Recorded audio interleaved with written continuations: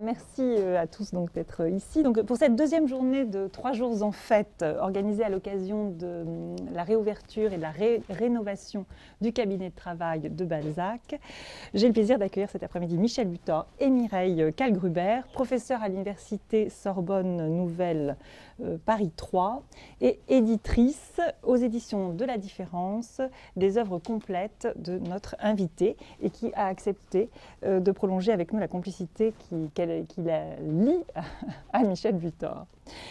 Michel Butor, vous vivez à l'Écart. C'est le nom que vous avez donné à votre maison, située dans un village de Haute-Savoie, dont le génie du lieu vous a comme aimanté. À l'écart, c'est ce que vous affectionnez tout particulièrement. À l'écart du roman, à l'écart de la poésie, à l'écart de la critique universitaire, et c'est ce qui vous rend inclassable et insaisissable. Et pourtant, tout à la fois, romancier du nouveau roman, avec la modification, philosophe et essayiste, poète et voyageur, avec mobile et génie du lieu, auteur de livres d'artistes innombrables, le fruit de rencontres comme pour faire plaisir, comme vous aimez à le dire, passionné de musique et enfin photographe. Ce qui caractérise votre œuvre, c'est que vous pratiquez toutes ces formes littéraires ensemble, en établissant vous-même les passages.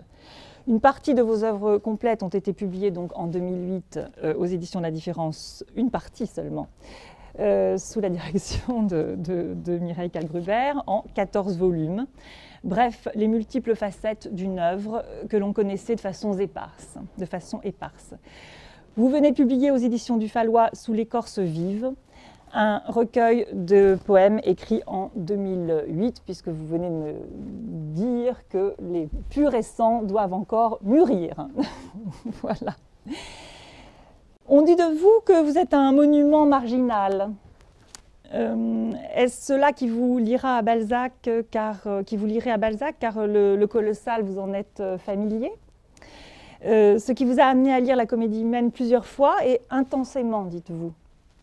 Une lecture entamée dès l'âge de 15 ans, en entier, et en prenant son temps. Votre premier texte sur Balzac paraît dans les années 50 à la NRF et sera repris dans Répertoire, si je ne me trompe pas. Puis vous consacrez à l'auteur de la Comédie humaine plusieurs cours lorsque vous êtes professeur à l'Université de Genève, ce qui a donné lieu à la publication en 1998 aux éditions de La Différence de 3 improvisations, comme vous les nommez. Improvisation sur Balzac 1, Le marchand et le génie. Improvisation sur Balzac 2, Paris à vol d'archange. Improvisation sur Balzac 3, Scène de la vie féminine. Et ces 3 improvisations ont été réunies, reprises dans le tome 11 des éditions de La Différence, qui rassemble d'autres improvisations, elles consacrées à Flaubert, à Michaud, et Rimbaud, donc une grande lignée, celle de vos frères de plume, dans laquelle vous vous inscrivez, puisque vous avez consacré une dernière improvisation à vous-même. Enfin, comme dirait Pierre Alechinsky, entre guillemets, en balzacien aux mains pleines, un lien vous lie tout particulièrement à la maison de Balzac, car en 1989, il s'agissait de publier aux éditions, en édition isolée le traité des excitants modernes, que nous avons ici, qui était illustré par Pierre Alechinsky et qui ont été réédités en 2013. Et chez Actes Sud, je vous engage tous à vous le procurer dans la maison même. Voilà, vous vous intéressez tout particulièrement à la construction de la comédie humaine que vous analysez comme un immense mobile. Une construction qui s'apparente à celle d'un architecte alliant le souci du détail et la vision d'ensemble. Comme Balzac, vous revenez sur vos textes, vous êtes vous-même lecteur de vos propres textes, des relectures qui donnent lieu à des dizaines de versions jusqu'à la publication et à cette maturation dont on parlait tout à l'heure. Quant aux thématiques, vous en retenez 3, mais certainement plein d'autres. Mireille Kalgruber nous le dira. Donc, la formation du génie, la fascination pour la grande ville et le pouvoir de la séduction féminine. Donc, la lecture de Balzac a-t-elle nourri votre écriture? Ça, oui, on imagine. Enfin, vous situez Balzac pas tant comme un réaliste plutôt un romantique. Et c'est tout cela que nous allons donc découvrir de ce compagnon et coiffé de votre double casquette de professeur et d'écrivain. Je vous laisse. Merci. Bien, merci à Yves Gagneux de nous accueillir et à Véronique Prest dans ce merveilleux espace qui est très impressionnant, je dois dire, surtout avec toutes les rénovations que vous avez petit à petit apportées. Et puis parce qu'il y a un génie du lieu, en effet, comme vous le disiez, je pense que c'est une chance de pouvoir profiter de ce génie du lieu, puisque comme vous le mentionniez, pour Michel Butor, c'est une chose bien importante et que certainement l'importance de l'espace, des objets, des dimensions qui nous entourent sont un des points communs entre Balzac et Michel Butor. Alors, merci pour cette présentation qui m'évite de... Je peux rentrer tout de suite dans le vif du sujet. Donc, en fait, c'est Michel Butor surtout qui va nous parler de sa relation à Balzac, puisque cet après-midi est intitulé « Mon Balzac ». Donc c'est le vôtre. Je voudrais juste souligner qu'effectivement, la dimension des œuvres de Michel Butor a quelque chose de balzacien, même si ce sont des formes complètement différentes. Vous parliez des œuvres de moins en moins complètes. En voici une. Vous voyez, un morceau des œuvres complètes de Michel Butor, puisqu'il écrit sur toutes les surfaces, y compris sur les étoiles en feutre, en laine feutre, et sur bien d'autres choses. Et en même temps, Michel Butor, ce qui me frappe beaucoup dans l'article du Parisien que vous mentionniez tout à l'heure, a été présenté comme le pape du nouveau roman. Alors, il n'est ni pape ni nouveau romancier. Disons que le nouveau roman est un lointain cousin de plus en plus lointain. Mais ce qui est intéressant, c'est qu'il est un des écrivains de cette génération qui ne prend pas Balzac comme un repoussoir.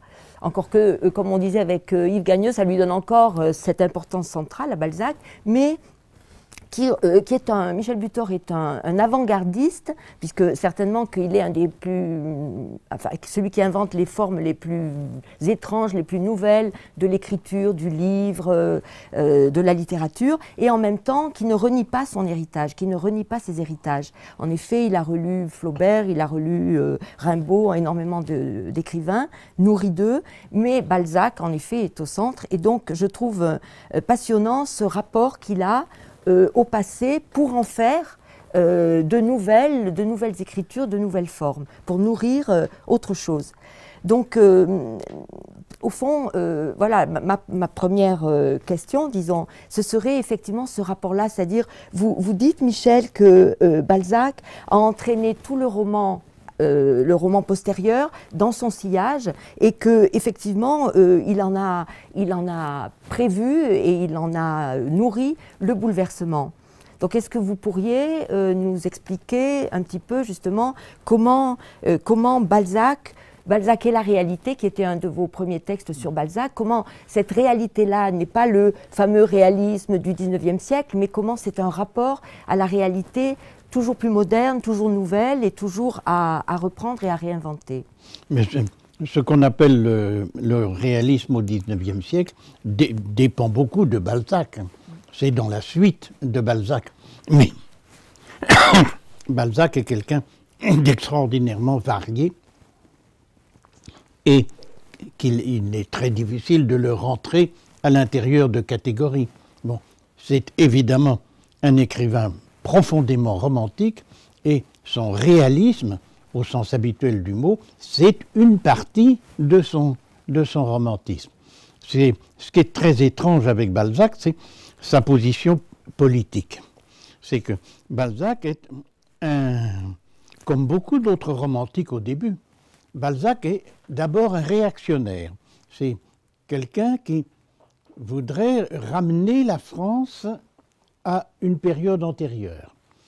Mais il sait que c'est extrêmement difficile. Et pour arriver à cette transformation profonde, donc il est indispensable pour lui d'étudier cette France contemporaine. Et essayer de comprendre à quel moment les trains ont déraillé, si vous voulez. Alors, Balzac revient en arrière. Je rappelle que Hugo, à l'origine, était un réactionnaire aussi, c'était un royaliste. Et puis peu à peu, il est devenu bonapartiste, et puis peu à peu, il est devenu républicain, et ainsi de suite. Eh bien, chez Balzac, c'est un peu la même chose, mais ça se présente autrement. C'est-à-dire, il a toujours gardé cette étiquette de conservateur, mais de conservateur révolutionnaire, parce qu'il est absolument impossible de s'en tenir aux choses telles qu'elles sont de son temps. Donc, il est conservateur, mais il n'est pas conservateur de ce qui a été conservé. Il voudrait conserver justement ce qu'on n'a pas réussi à conserver. C'est pourquoi l'idéal pour lui, ça n'est pas du tout l'époque de la Restauration, par exemple, qui pour lui est quelque chose de complètement raté. L'idéal pour lui, c'est la Renaissance. Voilà. Si on veut faire quelque chose de bien, il faut revenir à la Renaissance. Il faut renaître à la Renaissance. Il faut faire renaître la Renaissance. Et c'est pourquoi, d'ailleurs, il y a ce livre, cet ouvrage si important, et beaucoup trop peu connu, qui est Les Contes drôlatiques. C'est une autre grande œuvre inachevée. Bon, la comédie humaine, c'est une énorme œuvre inachevée. Vous dites c'est une ruine. Oui, c'est une ruine. Oui, c'est un chantier et c'est une ruine. C'est un chantier de reconstruction. Mais en reconstruisant, on est obligé de fouiller. On découvre qu'il y avait encore d'autres choses et puis encore d'autres choses, ce qui fait que le chantier de fouille et le chantier de reconstruction deviennent de plus en plus vastes et qu'on est obligé d'inventer tout le temps de nouvelles choses. Alors, les contes drôlatiques donc, se situent au moment que Balzac considère comme la Renaissance, c'est-à-dire fin du XVe, début du XVIe siècle, sans précision d'ailleurs. Et Balzac s'efforce de refaire une langue de cette époque-là. Il n'est pas lui-même vraiment un linguiste, il connaît énormément de choses, mais ils se sont obligés de recommencer une langue française. Donc il réécrit dans un français qu'il considère comme le français de la Renaissance, c'est-à-dire le français du XVe, XVIe siècle. Le grand maître, naturellement, de cette langue, pour lui, étant Rabelais. Alors, ça, cette immersion dans la langue ancienne est évidemment quelque chose d'extraordinaire, et une immersion dans une langue ancienne refaite, repensée. Et donc, il veut redevenir, enfin, il veut devenir un homme de la Renaissance. Mais évidemment, c'est pas possible. Donc, il faut qu'il redevienne toujours autre chose. Seulement, c'est très important pour lui, puisqu'il s'agit de renaître. Hein. Il s'agit de... la France est pour lui à dérailler quelque part, elle est dans une mauvaise passe, ça ne va plus du tout. Mais où est-ce que ça a commencé à dérailler? Eh bien, évidemment, la seule réponse est ça a déraillé tout le temps. Et c'est... Déjà à la Renaissance, ça commençait à dérailler. S'il y a eu la Renaissance, c'est que les gens, à l'époque, ont considéré qu'avant, ça déraillait. Donc, il fallait revenir à l'Antiquité. Et pour Balzac, il s'agit, au XIXe siècle, de revenir à la Renaissance, et à travers la Renaissance, de revenir à l'Antiquité, et donc de faire une France tout à fait nouvelle. Donc, c'est tout à fait passionnant, ce jeu perpétuel entre l'ancien et le nouveau. Et dans les langues, parce que ce qui est aussi passionnant, c'est l'oreille. Balzac a une oreille.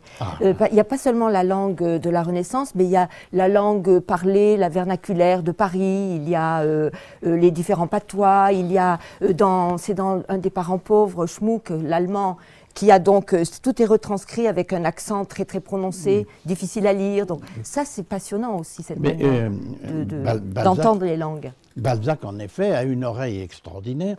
Et on peut dire que les grands romanciers sont des gens qui écoutent les façons de parler. Hein. La réalité, c'est pas simplement les maisons, les boutiques, etc., mais c'est la langue aussi, c'est la langue telle qu'on la parle maintenant. Alors, le grand romancier, c'est quelqu'un qui est capable de sentir les possibilités de personnages qu'il y a dans les façons de parler. Alors, que ce soit Proust ou Henry James, bon, ce sont des gens qui imaginent des personnages à partir de façons de parler. Et Balzac, naturellement, imagine des personnages à partir de façons de parler. Il écoute la façon dont on parle autour de lui et la façon de prononcer un certain nombre de choses fait que le personnage est un Auvergnat, par exemple, ou bien que le personnage est un Alsacien, un Allemand, etc., etc. Et à partir de ces caractéristiques du langage, le personnage apparaît et ses aventures apparaissent comme un développement de cette figure. Oui, on imagine souvent que le romancier conçoit un personnage et puis qu'ensuite il se demande comment il va parler. Mais c'est l'inverse qui se passe.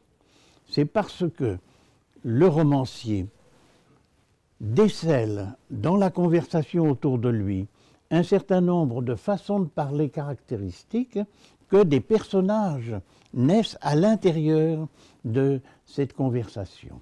Et alors, il y a chez Balzac, bon, nous avons le parler des contes drôlatiques, donc, qui mériterait certes une étude particulière, mais il y a à l'intérieur de la comédie humaine des quantités de façons de parler. Et tous les personnages, c'est une chose extraordinaire, ça c'est un des romanciers les plus étonnants à cet égard. Tous les personnages ont un timbre chez lui. Tous les personnages ont une façon de parler particulière. Et il y en a qui parlent dans des jargons, hein, et donc qui sont difficiles à comprendre. Par exemple, le baron de Nucingen parle d'une façon atroce, bon, et ce qui montre bien à quel point c'est quelqu'un d'immoral, bon, que c'est un monstre et qu'il convient très bien de le rouler dans la farine par l'intermédiaire d'Esther. Hein, bon. Mais d'abord, c'est une façon de parler. Et pour Balzac, si on parle de cette façon-là, en écoutant bien, eh bien, tout le personnage et tous ses travers se développent. Alors, le baron de Nucingen, ou bien quantité d'autres personnages. Là, vous avez parlé des parents pauvres. Eh bien, dans les parents pauvres, il y a un choix de jargon, dans le cousin Pons particulièrement. Oui, un choix de jargon tout à fait remarquable. Et des dialogues oui. chevelés. Et alors évidemment, ces jargons rendent certaines pages difficiles à lire. On a envie de traduire. Il y a d'ailleurs, il y a des éditeurs. Des éditeurs avec des notes, avec des notes qui donnent la traduction. Et bon, c'est juste. Quelquefois, leur traduction n'est pas forcément aussi fidèle qu'on le voudrait. Hein. Quelquefois, il manque un certain nombre de choses. Mais c'est bien, vous voyez, c'est comme un exercice de mots croisés. C'est très bien d'avoir la solution au numéro suivant. Mais il faut attendre le numéro suivant. Sans ça, naturellement, on ne fait pas le mot croisé, c'est pas la peine, puisqu'on a déjà la solution. Et ce qui est intéressant, c'est de découvrir peu à peu comment les mots s'agencent entre eux. C'est votre choix, Michel, parce que vous ne mettez jamais de notes. Ah, dans moi, tous vos livres, vous avez, dans ces livres-là, donc vous avez de longues citations, et justement, vous faites entendre les différents timbres, mais jamais on a la clé. Oui. Donc évidemment, c'est un parti pris. Oui, c'est un parti que j'ai pris. Même Balzac, quelquefois, met des notes. Hein. C'est vrai. Mais moi, je n'ai jamais mis de notes dans mes textes, disons, critiques, professoraux, un peu universitaires. J'ai jamais mis de notes et ça m'a été beaucoup reproché. Hein. Surtout par les universitaires, oui. évidemment. Les universitaires m'ont beaucoup reproché de ne pas mettre de notes dans mes textes. Et c'est tout à fait compréhensible parce qu'ils avaient l'impression que je les niais. Hein, que dans le texte universitaire normal, il y a beaucoup de notes parce qu'il faut rendre hommage à tous ses prédécesseurs. Et rendre hommage, même quelquefois, en les critiquant sauvagement. Hein. Ça, c'est un des sports universitaires les plus répandus, hein. C'est d'assassiner le commentateur précédent. Mais c'est bien pire de ne pas nommer le commentateur précédent. Le commentateur précédent préfère être assassiné plutôt qu'oublié. Et moi j'ai ce tort, et donc de faire comme si les commentateurs précédents n'existent pas. Pas tous quand même, il y en a quelques-uns que je sauve. Mais j'essaie de retrouver une espèce de nudité du texte avec... Je voudrais beaucoup de science tout autour, mais souvent je ne trouve pas la science là où on la trouve d'habitude. Donc, d'où cette absence de notes. Et cette absence de notes a une raison précise aussi, c'est comme il y a dans ces textes de nombreuses citations pour appuyer ce que je dis, eh bien, je ne donne pas le lieu exact de la citation. Parce que j'ai constaté que très souvent, à l'intérieur du bouillon universitaire, on se contentait les auteurs de thèses successifs se contentaient de lire les citations des auteurs précédents. Et ça fait une anthologie, quoi. Alors, ça fait une... Donc, un tel a donné telle citation en disant que c'est dans telle édition, pages 5 et 6. Bon, très facile. Bon. Et au bout d'un certain temps, il y a une espèce de corpus qui se constitue, un corpus de citations obligées. Et moi, j'aime bien la lecture dans le mouvement. C'est-à-dire, j'ai envie que les gens intéressés par les citations que je leur propose aillent regarder à côté. Donc c'est pour ça que je ne donne pas le numéro de la page. De toute façon, il y a des quantités d'éditions différentes et c'est presque comminatoire d'obliger à prendre telle ou telle édition classique. Mais alors, je ne donne pas le numéro de la page parce que je me dis, si le lecteur est intéressé suffisamment, il va aller prendre le livre, il va le lire, il va l'ouvrir, il va relire, constater que la citation est bien là, et puis il va continuer sa lecture, il va rechercher des choses précédemment. Et donc, le texte va être remis en mouvement de cette façon-là. Et il m'est arrivé très souvent de préparer des cours, par exemple, avec un certain nombre de citations qui me semblaient indispensables.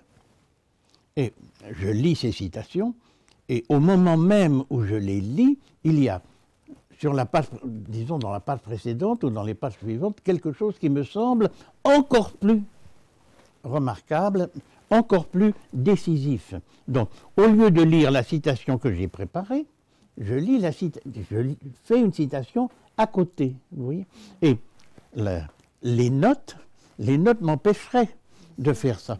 Voilà. Alors, quand j'étais professeur, j'improvisais toujours mes cours. Je les préparais beaucoup, très soigneusement, mais je ne les écrivais jamais auparavant. Alors que j'avais des collègues qui écrivaient complètement leurs cours, et souvent de grands virtuoses qui les écrivaient. Ils les écrivaient entièrement, mais ils les lisaient avec un tel art qu'on avait l'impression qu'ils improvisaient. Et moi, j'ai essayé d'improviser pour de vrai.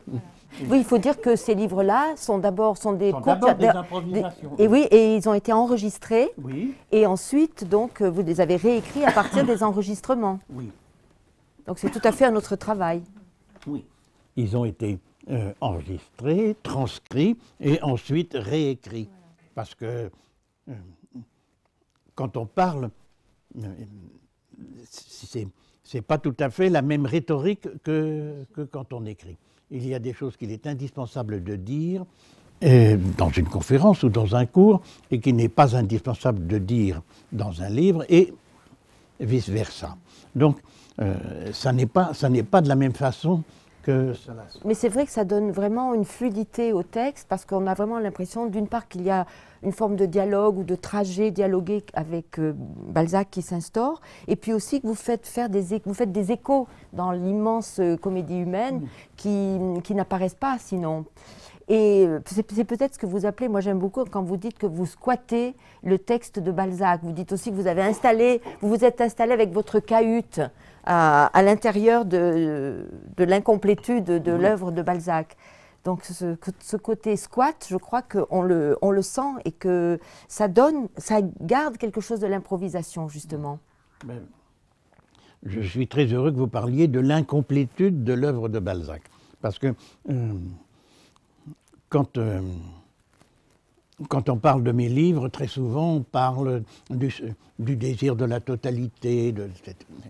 Bien sûr que je voudrais bien sûr tout connaître, mais je sais bien que ce n'est pas vrai. Donc ce dans quoi je vis, c'est dans l'incomplétude. C'est-à-dire j'ai le sentiment très fort que je ne connais pas du tout la réalité dans son ensemble, je n'en connais que des petits bouts. Je ne connais aucune langue entièrement, et la plupart des langues, je ne les connais pas du tout. J'ai beaucoup voyagé, mais je suis bien loin d'être allé partout. Et en plus, tout change tout le temps. Par conséquent, si y a des pays où je suis allé, mais où j'aurais très envie de retourner pour constater à quel point ils ont changé. Donc, le sentiment, pour moi, disons, ce d'où je pars, c'est de l'incomplet, c'est du sentiment de l'incomplet, du sentiment que, eh bien, que on n'arrivera jamais à savoir vraiment, parce que pour savoir, il faudrait tout savoir. Alors, de toute façon, on ne peut pas tout savoir. Donc, il faut s'arranger avec ce qu'on a. Donc, on ne peut faire que du bricolage. Donc, on ne peut pas élever des palais, mais on peut élever des cahutes. Et ces cahutes peuvent devenir magnifiques. Hein. Bon, et ces cahutes peuvent rêver de palais. Pour déménager plus vite. Voilà, bon, par exemple. Alors, Balzac a toujours essayé de faire une œuvre complète. Il a voulu. Donc, nous avons toutes sortes de plans pour la comédie humaine. Mais ce qui est bien, c'est qu'il n'a pas réussi à terminer. Et il ne pouvait pas réussir parce que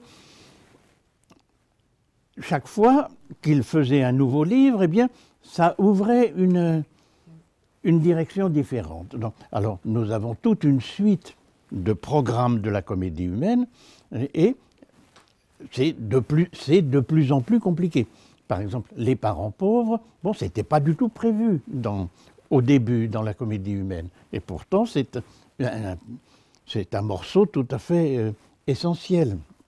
Alors, Balzac a eu la chance de publier ses œuvres complètes de son vivant. Bon, au XIXe siècle, il y a beaucoup d'écrivains qui publiaient leurs œuvres complètes. Ils continuaient à écrire après, mais ça ne les troublait pas du tout. C'était, pour les éditeurs, on publiait les œuvres complètes de Charles Nodier, d'Alfred de Musset, etc. Et on publiait les œuvres complètes de Balzac. Mais dans ces œuvres complètes, il y avait de toute façon l'annonce de quantité de textes qui n'étaient pas encore écrits. Et ensuite, dans l'édition suivante, ou les nouvelles œuvres complètes, bon, les projets sont différents, augmentent, etc., etc. Donc, en complétant son édifice, eh bien, il le rend encore moins complet. Et il fait se rendre compte qu'il y a encore quelque chose qu'il faudrait fouiller dans telle ou telle direction. Et ça, c'est quelque chose qui m'a toujours énormément frappé. Et moi aussi, j'ai essayé d'organiser des choses le plus possible, mais jamais complètement. Et évidemment, j'ai publié, grâce à vous, mes œuvres complètes, mais grâce à nous. Sans vous, ce n'est pas possible. Mais j'ai pris la précaution au 12e tome de ces œuvres complètes d'écrire un essai sur les œuvres complètes pour essayer de montrer que les œuvres n'étaient jamais complètes, qu'elles ne pouvaient pas être complètes. Eh bien, Balzac est un exemple extraordinaire de cela, à cause de ces successions d'œuvres incomplètes. Mais c'est en cela, certainement, qu'il a quelque chose de très moderne, cet inachèvement, cette incomplétude, alors qu'effectivement, au 19e, on avait l'impression qu'on pouvait boucler. Oui. Ça fait partie vraiment de l'esthétique contemporaine. Disons, c'est l'esthétique de la fouille. La fouille qui s'efforce de reconstituer un monument passé, de refaire ce qui a été détruit, par exemple, et puis d'inventer ce qui n'avait pas été fait. Bon, ça, c'est le travail de l'éditeur au sens universitaire, ça. L'éditeur d'un texte antique s'efforce grâce à un certain nombre de manuscrits qui sont différents les uns des autres, avec des erreurs qui se continuent différentes, etc. Et il s'efforce de reconstituer tout cela. Donc il s'efforce de nous donner le texte tel qu'il était. Encore faut-il qu'il y ait eu un texte tel qu'il était. Et dans certains cas, nous avons des œuvres inachevées, justement. Et pour essayer de comprendre ces œuvres inachevées, eh bien, il faut essayer de comprendre comment elles auraient pu être si elles avaient été achevées de telle ou telle façon. Donc, il faut, alors qu'on se trouve devant quelque chose qui n'a jamais existé, hein, quelque chose qui est un manque extraordinairement actif.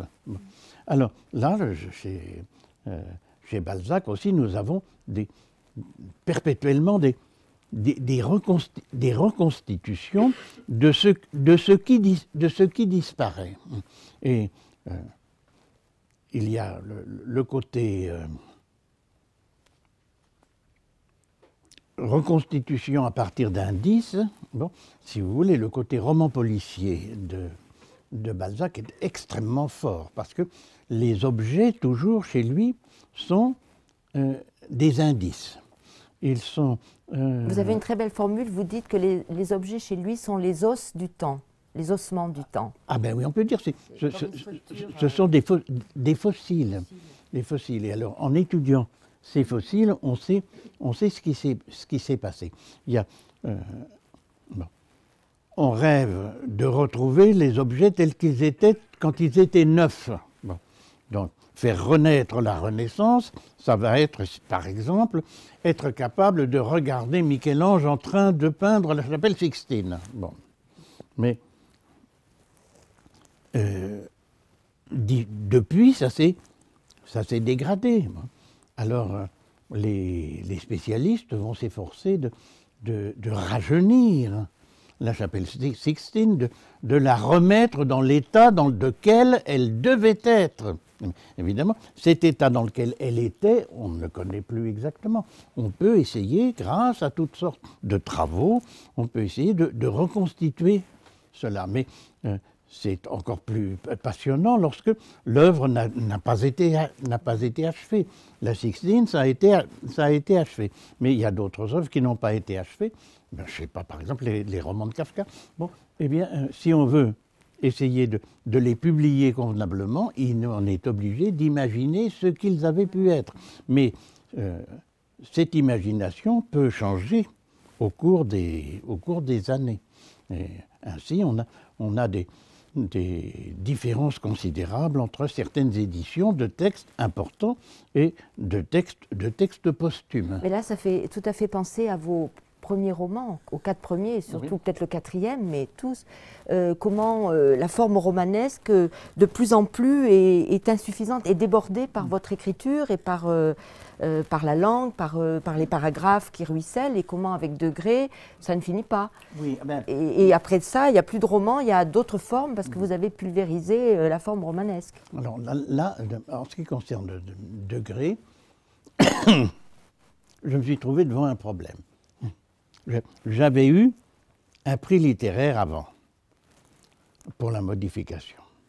Je me suis dit, oh, il faut que je profite de cette situation pour faire un livre très difficile, parce que sinon, je n'aurais pas le courage. Donc là, j'ai eu la chance d'avoir ça, bon, et alors je vais pouvoir imposer à un éditeur quelque chose d'un peu... Mais j'ai pas...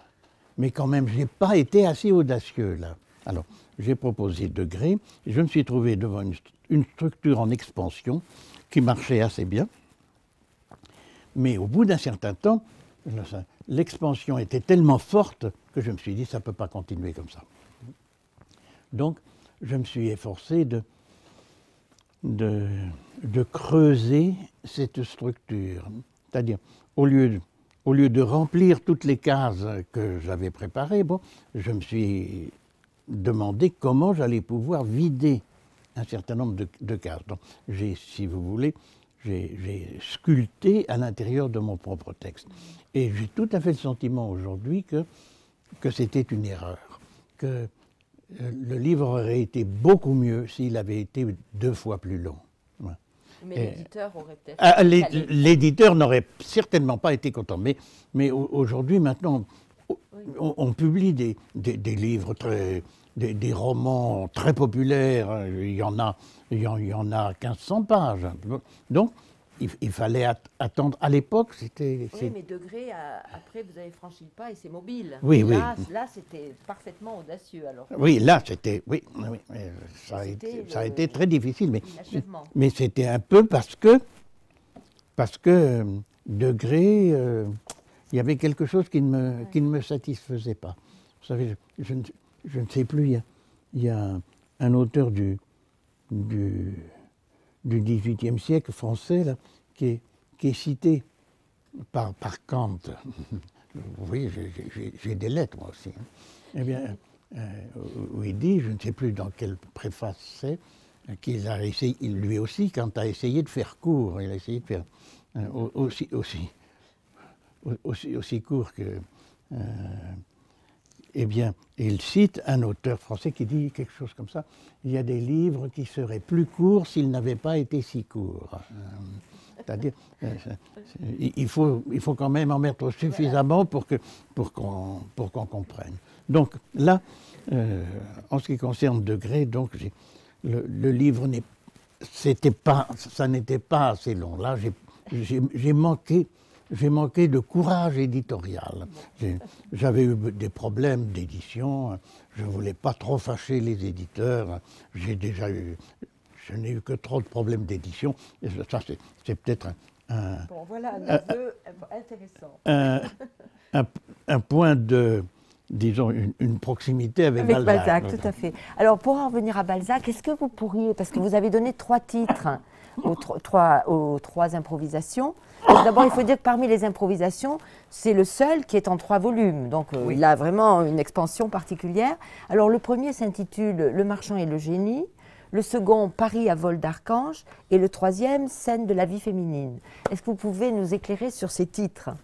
Eh bien, le premier volume concerne une section de la comédie humaine qui s'appelle les études philosophiques. Et ce qui est très curieux, c'est que Balzac, à partir d'un certain moment, considère cette section comme complète. Ce sont les études sociologiques, on dirait aujourd'hui, qui continuent. Mais là, bon. Alors, avec les études philosophiques, puisque à partir d'un certain moment, il n'en ajoute plus, on peut se dire, ben voilà, on va pouvoir un peu tourner autour de cela. Alors, donc, j'ai appelé cette étude des études philosophiques le marchand et le génie. Le marchand et le génie, ça évoque évidemment les Mille et une nuits, la première histoire racontée par Scheherazade au sultan Shahriar. Et le génie, la notion de génie est absolument fondamentale chez Balzac. Elle est fondamentale chez tous les romantiques, mais chez Balzac particulièrement. Lui, évidemment, il se considère comme étant un génie. Voilà. Et donc, comme il est un génie, il ne peut qu'avoir des problèmes. Et les génies sont des gens qui sont extrêmement en danger, parce que ils risquent d'être débordés par leur génie, débordés par eux-mêmes. D'où ces phénomènes d'artistes qui ne sont compréhensibles que dans leurs moments de faiblesse. Oui, en plus, il a cette ambivalence masculin-féminin, parce qu'il parle, je me souviens un moment, du génie comme d'une maternité cérébrale. Oui, tout à fait, tout à fait. Mais vous voyez, l'exemple, deux exemples dans les études philosophiques. Bon, le peintre Fraunhofer, dans le chef-d'œuvre inconnu, qui, quand il ne travaille pas trop, c'est absolument génial. Mais quand lui estime que là, vraiment, c'est bien, alors on n'y comprend plus rien. Bon. Et c'est la même chose, il y a la même chose avec le musicien Gambara. Hein. Quand il improvise, quand il esquisse, alors ça c'est merveilleux. Mais quand il veut montrer ce qu'il a fait vraiment, alors personne ne comprend plus rien. D'où le génie est très dangereux. Il est très dangereux pour l'individu parce que il dérange trop et par conséquent les gens vont essayer de le contenir et même de se venger de lui. Donc le génie est particulièrement tourmenté. Et il est tourmenté par la société contemporaine, c'est-à-dire le marchand. Le marchand qui va essayer de tirer parti pour lui, hein, de tirer parti de l'attraction, des séductions extraordinaires du génie. Donc le marchand va essayer d'exploiter le génie. Le génie, naturellement, va refuser profondément cette exploitation. Et donc, il y a une opposition essentielle entre le marchand et le génie. Bon. Et le marchand est fasciné par le génie, mais il lui en veut énormément parce qu'il n'est pas capable de l'utiliser à ses fins à lui, à ses fins de marchand. Il n'est pas capable de l'utiliser pour augmenter son capital, etc. Ça ne marche pas. Et donc, le marchand lui en veut. Et ce rapport entre le marchand et le génie est extrêmement ambigu. Vous voyez, prenons dans Splendeur et misère des courtisanes, le petit palais construit par le baron Nucingen pour Esther. Alors ça, c'est un palais merveilleux, ça. Hein, ça, c'est vraiment mis au point, etc. Alors, Nucingen prend de très bons artistes et il obtient à peu près ce qu'il veut. Il sait qu'il n'y comprend rien, mais ça fait rien. C'est un petit palais pour Esther. Mais Esther, qui est elle aussi est dans le camp du génie, eh bien, Esther justement va lui sauter, va exploser au moment même où il lui donne cela, et donc au moment même où il essaie de bénéficier de ses investissements du côté du génie. Alors voilà donc pour le marchand et le génie, c'est cette opposition entre le génie qui est... Les exemples de génie, c'est pour Balzac comme pour tous les autres romantiques, c'est les grands artistes de la Renaissance. Ça, les génies, c'est Michel-Ange, Léonard de Vinci, Raphaël, et puis Rembrandt, etc. Toute la galerie du cousin Pons. Oui, voilà, toute la galerie, ça c'est le génie. Puis il y a des écrivains géniaux aussi. Alors évidemment, pour Balzac, l'écrivain génial par excellence, celui avec qui il voudrait vraiment rivaliser, c'est Dante. C'est Dante, oui, oui. C'est d'ailleurs la reproduction, que je suppose vous l'avez choisie aussi, Oui, n'est-ce pas, qui représente Dante et Virgile sur oui, la c'est couverture ça. Oui, et ça, de la Croix. Oui, alors les 3 volumes sont illustrés par un Delacroix, parce que c'est deux génies très proches. Bon, et alors, évidemment, ça, c'est un passage de Dante. Et Dante a énormément influencé Balzac. Balzac voudrait être beaucoup d'écrivains pour son temps. Et alors, il voudrait être les 1001 nuits de son temps, il voudrait être le Dante de son temps, etc., etc. Sans compter que Dante, c'est pareil pour la langue. Il y a aussi ce rapport à la langue vernaculaire, à la renaissance d'une autre langue, comme Balzac. Alors, le second volume, c'est Paris à vol d'archange.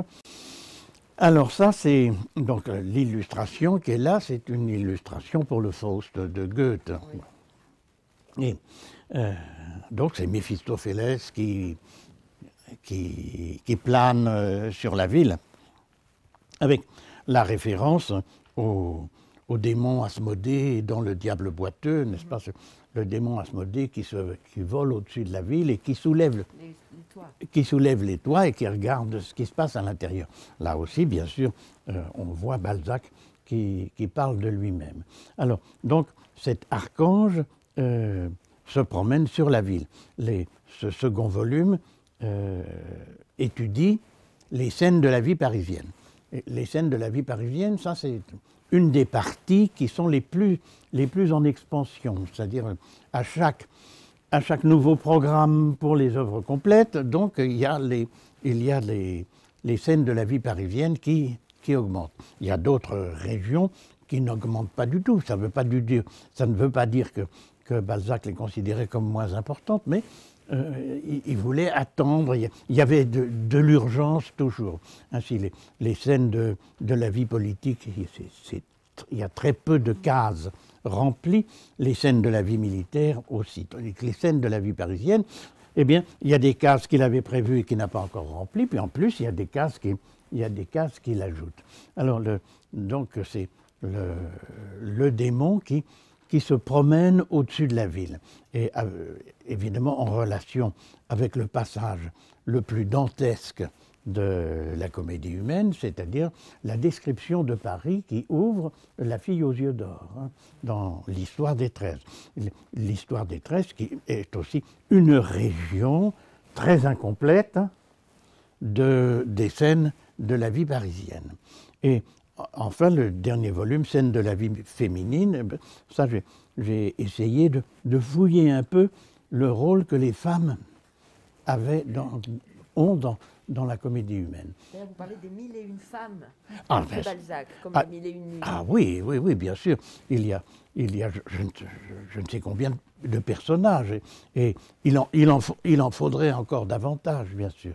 Alors, les femmes jouent un rôle très très important dans la comédie humaine, non seulement parce que Balzac s'intéressait beaucoup aux femmes, c'est évident, qu'il a eu des femmes dans sa vie très très importantes, Madame Oscar par exemple, mais aussi parce que dans le système de la littérature balzacienne, comme chez d'autres grands écrivains, le roman est une lecture qui est destinée avant tout aux femmes.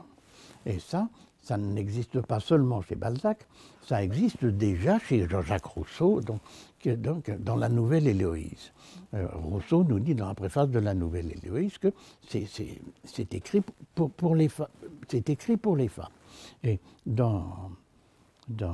chez Balzac, dans la petite préface au Père Goriot, et Balzac a des expressions très, très curieuses et très fortes, parce qu'il considère, il ne s'adresse pas à son lecteur, mais il s'adresse à sa lectrice. Et une lectrice qui dit de sa main, de sa blanche main, je ne sais plus, qui tournait les pages de ce livre, qui croyait que ce sont des inventions, hein, et Balzac a l'expression qui vous méfiait de l'auteur, qui l'accusait de poésie, eh bien, il dit non, tout est vrai. Bon, alors c'est pas vrai, au sens il n'y a pas eu de Père Goriot, mais il n'y a pas eu le Père Goriot parce qu'il y a 100 Père Goriot. Il n'y a pas un Vautrin parce qu'il y a 200 Vautrins, que la société française est pleine de ce genre de personnages. Donc les hommes dans la société de Balzac, tels que Balzac l'a décrit, les hommes n'ont en général pas le temps de lire. Les hommes qui ont le pouvoir n'ont pas le temps de lire. Et aujourd'hui, on sait que même des femmes qui ont le pouvoir déclarent qu'elles n'ont pas le temps de lire, hein, même si ça devrait être, en principe, leur métier. Mais donc, pour Balzac, là, les hommes n'ont pas le temps de lire. Mais les femmes de la bonne société ont le temps de lire. Et en même temps, le roman reste dangereux pour les femmes quand même. Alors, le roman est dangereux pour les femmes, mais il est destiné aux femmes. Et donc, la femme va lire le roman, en général, en demi-cachette. Et alors, la femme lit le roman, tandis que son amant ou son mari, bon, lui, il fait des choses sérieuses.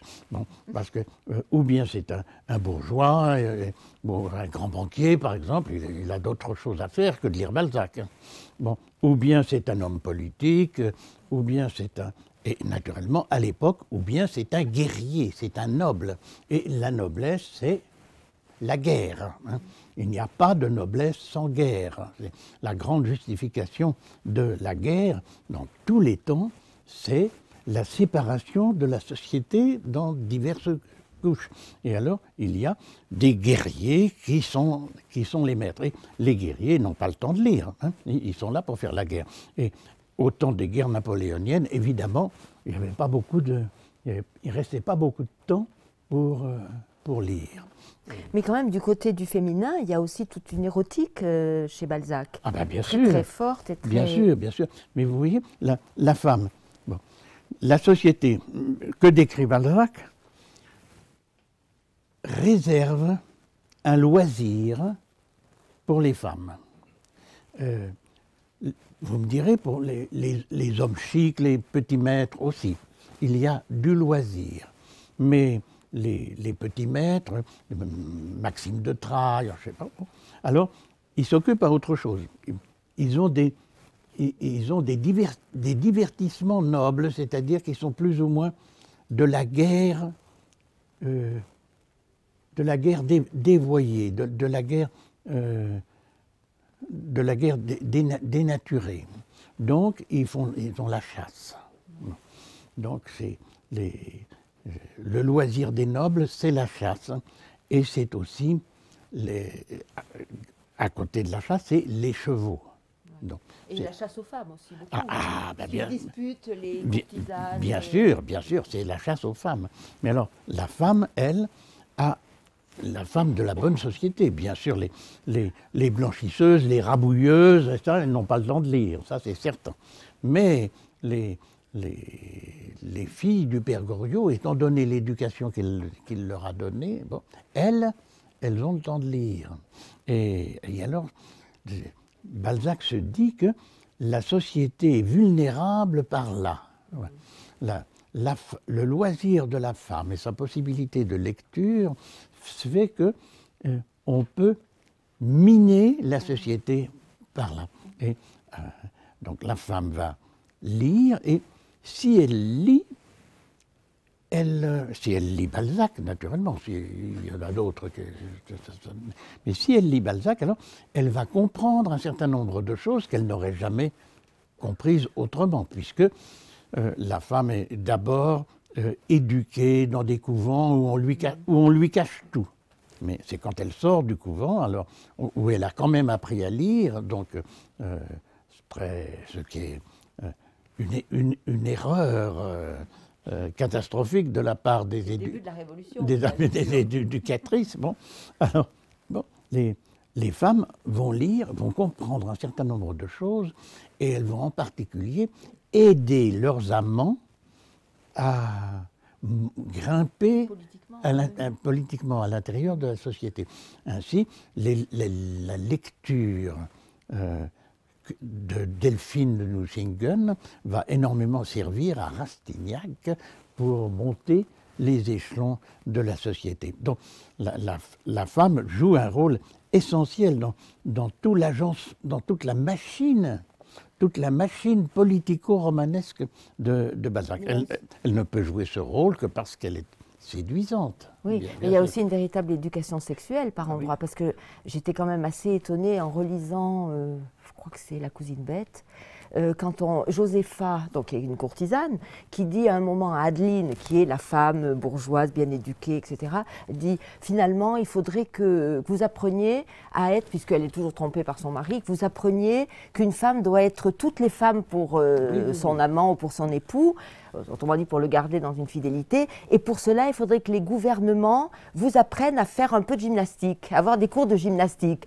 Mais les gouvernements sont bien trop bégueules, ajoute-t-il. C'est quand même pas rien que Balzac écrive ça au 19e, je trouve que c'est assez fort. Mais il est tout à fait vrai qu'à l'intérieur de la comédie humaine, il y a aussi un cours de séduction. On a bien remarqué le rôle très très important que jouent les courtisanes à l'intérieur de la comédie humaine. Et aussi dans les contes drôlatiques. Dans les contes drôlatiques, il y a aussi beaucoup de courtisanes très, très importantes et très conquérantes. Les courtisanes des contes drôlatiques sont des espèces de modèles pour les courtisanes de la comédie humaine. Et Balzac c'est très bien donner des conseils aux courtisanes et aux femmes mariées, pour expliquer comment donc le cabinet de toilette de l'épouse doit être sacré pour le mari. Le mari ne doit pas rentrer dans la salle de bain de sa femme. Il très mauvais qu'il voit qu'il voit les préparatifs, qu'il voit les produits de beauté qui sont... donc, les produits de beauté jouent un rôle essentiel, en particulier dans César Birotteau, l'huile des sultanes. Alors le texte de Balzac va permettre à la femme de briller d'une façon nouvelle. Tout à fait. Alors peut-être pour pouvoir vous laisser aussi dialoguer avec nos interlocuteurs, une dernière question sur le film. Vous avez parlé, Véronique, tout à l'heure qu'effectivement il y avait eu un film tourné ici en 1989 par Pierre Couliboeuf, où Michel Butor et Pierre Alechinski, dont on a vu là, les gravures en haut, étaient les acteurs principaux de ce film. Oui. Donc peut-être vous pourriez nous évoquer, disons, le tournage. Bien, je me souviens, c'était très agréable, il faisait beau. On m'a demandé de boire une tasse de café dans le jardin, là, au-dessus. Pour l'instant, il n'est pas très présentable. Mais... Il avait l'air très fouillu à ce moment-là. Mais à ce moment-là, c'était un jardin. Et donc, j'ai bu du café. Alors, j'ai bu du café... Et beaucoup d'excitants. Au cinéma, parce que en fait, je bois jamais de café. Et en plus, on m'a demandé de mettre beaucoup de sucre dans mon café. Et alors que, je bois beaucoup de thé, je ne bois pas de café. Je bois beaucoup de thé et je ne mets jamais de sucre dans mon thé.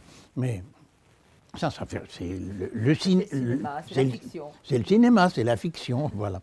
Et donc, on s'était amusé à parler un peu de Balzac. Et c'est après cela qu'il y a eu le projet par Pierre Alechinsky, avec un éditeur suisse, de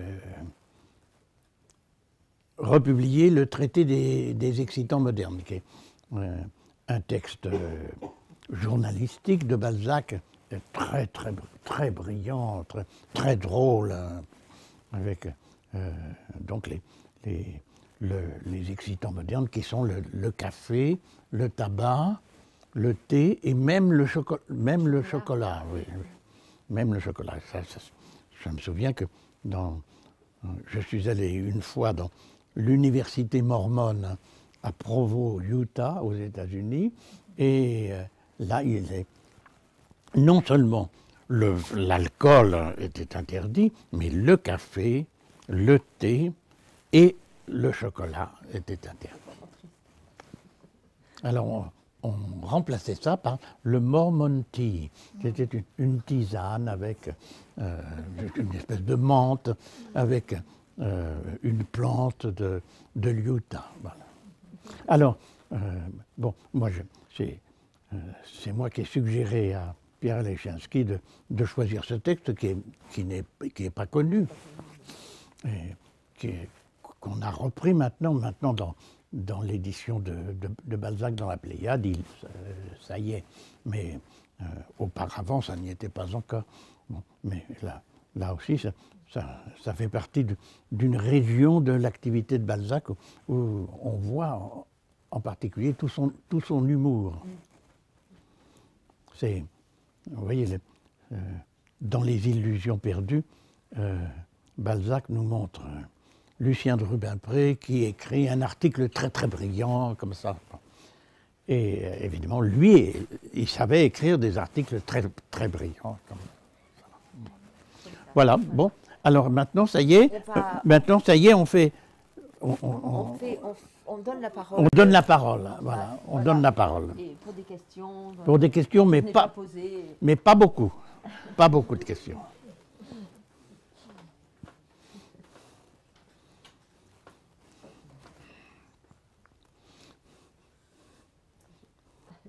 Alors, si personne n'a... Ah, bon, voilà, ça y est. Hop. Une question. Alors, parlez bien fort parce que je suis sourd. Tout simple. Pourquoi Balzac est-il remonté à la Renaissance?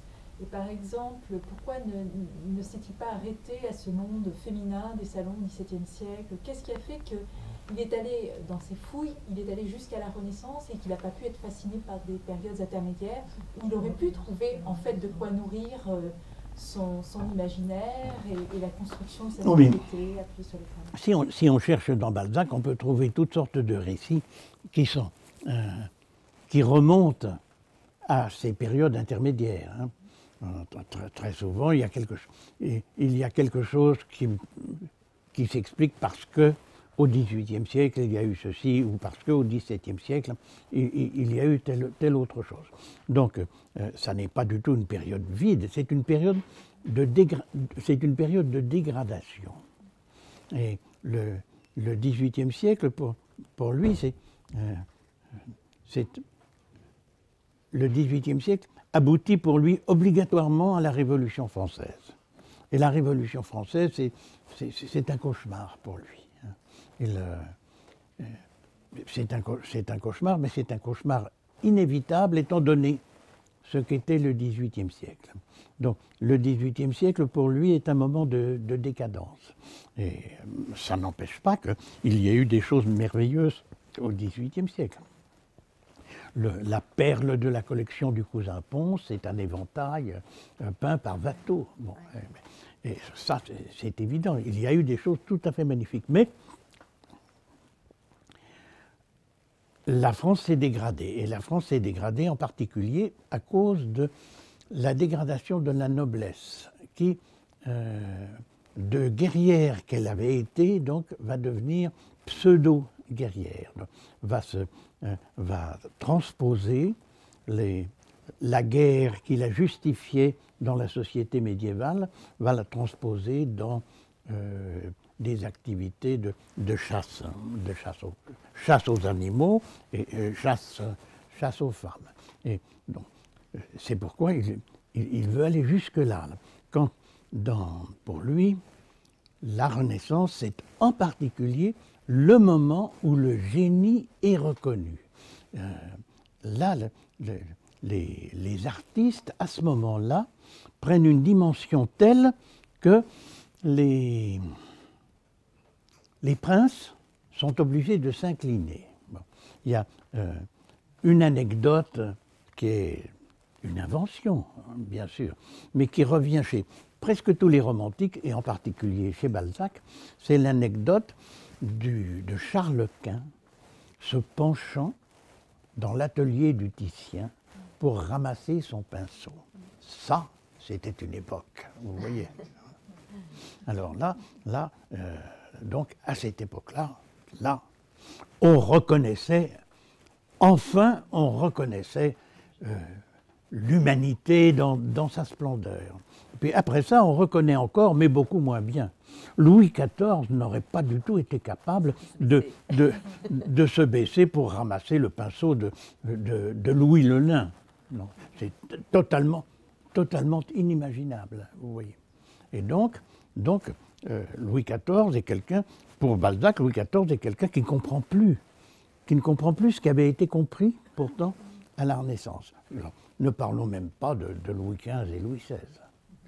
Mais est-ce qu'il n'y a pas aussi le fait que vous-même vous faites travailler dans vos livres, que Rome n'est plus le centre du monde, que maintenant c'est Paris, et que Paris c'est la dépravation, enfin pour Balzac, c'est un lieu de turpitude. Ah mais, attention, Rome était pour Balzac, dans les contes drôlatiques, c'était un lieu aussi de dépravation. Hein. Et dans la comédie humaine oui, mais si on cherche bien, on peut trouver.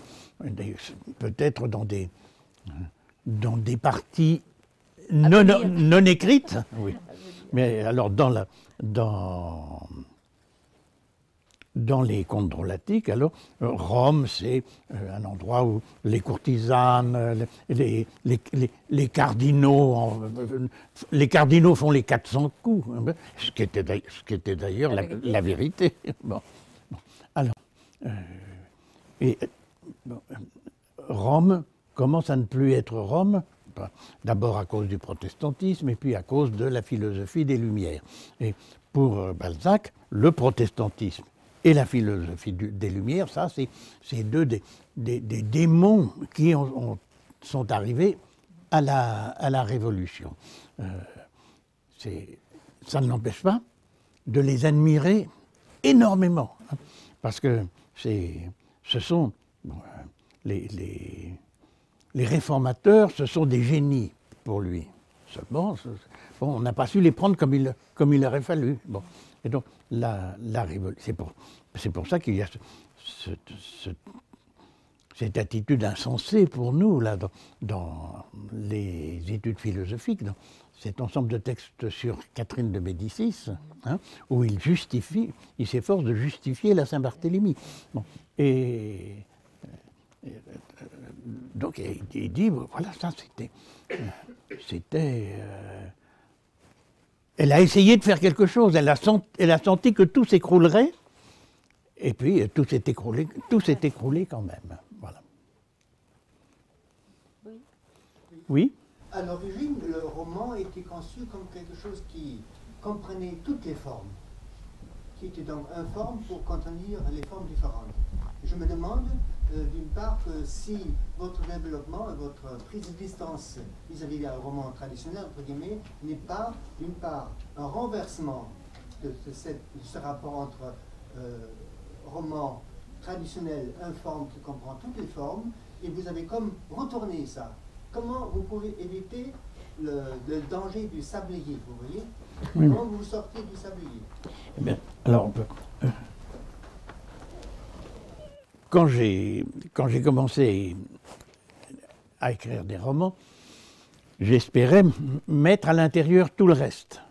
Il m'était dit, dans des romans, il peut y avoir un chapitre qui est un essai. D'ailleurs, il y a des romanciers qui l'ont fait, parmi les plus grands.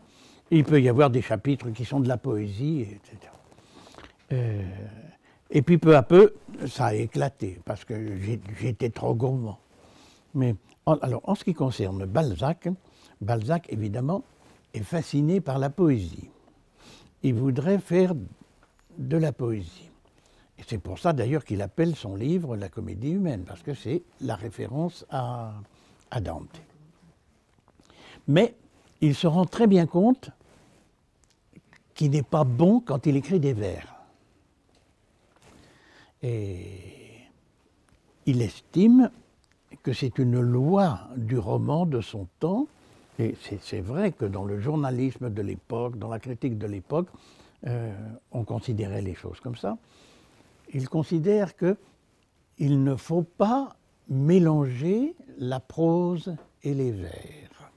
Et il est obligé quand même, lui, de citer des poèmes de ses personnages. Mais il s'excuse. Hein. Il dit mais il cite un sonnet de Lucien de Rubempré et il cite surtout, là, dans la Muse du département, là, tout le poème Paquita la Sévillane. Bon, que ce sont des poèmes qui est très amusant pour nous, hein, bien sûr, mais Balzac s'excuse disant « Je sais qu'il ne faut pas mettre de poésie dans les romans, mais excusez-moi, je suis obligé et je ne recommencerai pas. » Voilà. Mais évidemment, lui estime que dans sa prose, il fait de la poésie. Mais il n'ose pas encore dire que, bon, puisque ces poèmes rimés à lui ne sont pas très bons, bon, laissons ça tomber. Bon. Mais donc très vite, Baudelaire, par exemple, considérera que Balzac est un des plus grands poètes. Et s'il y a un antécédent aux poèmes en prose de Baudelaire, c'est à l'intérieur de la Comédie humaine que l'on le trouve. Alors, donc, lui, il se sent très, très ligoté par des contraintes qui sont les vieilles contraintes héritées de l'esthétique du XVIIIe siècle, les contraintes qui viennent de Boileau et la harpe surtout. La harpe, auteur totalement oublié, mais qui a joué un rôle extrêmement important.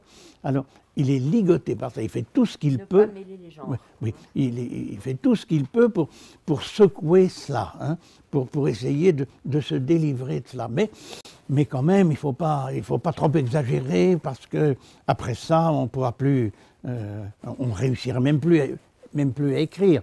C'est déjà si difficile d'écrire, c'est déjà si difficile de persuader les imprimeurs qu'il faut refaire 4 ou 5 fois entièrement la composition d'un roman. Hein.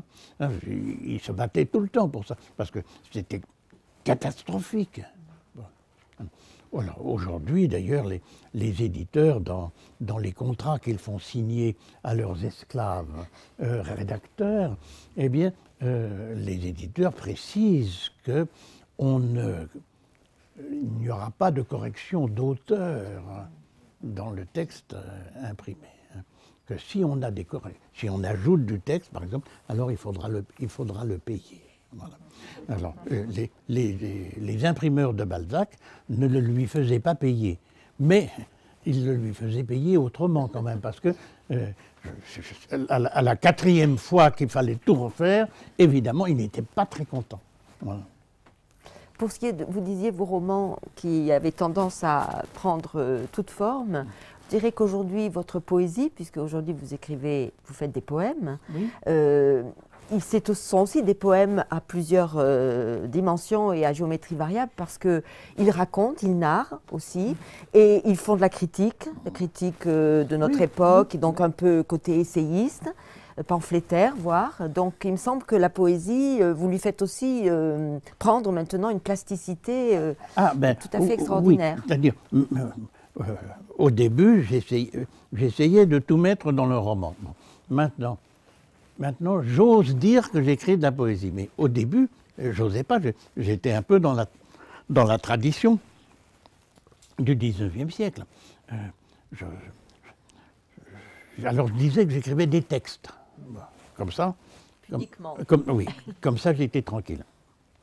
Et puis, peu à peu, même des poètes ont dit que j'étais un poète. Alors j'étais très très content et j'ai osé dire que j'écrivais de la poésie. Mais dans cette poésie, comme je voulais tout mettre dans les romans, dans cette poésie, je veux évidemment tout mettre. Je fais tout ce que je peux.